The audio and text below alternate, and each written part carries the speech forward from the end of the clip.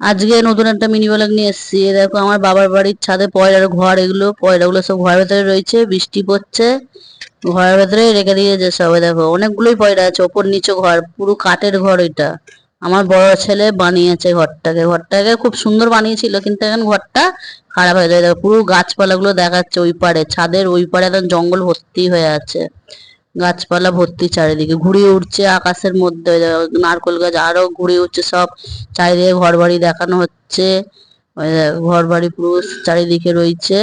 তারপরে আমাদের পাশের বাড়ির ছাতা দেখাচ্ছে, দেখো ছেলেগুলো সব রয়েছে, ওদেরও পয়রা আছে, পয়রা ছেলে, ওই দেখো পয়রা ঘুরছে, সব শুয়ে আছে, ওরা খেলছে। গমের বালতি এটা, লাঠি কাঠ নিয়ে আছে একটা বড় মতন গমের বালতি।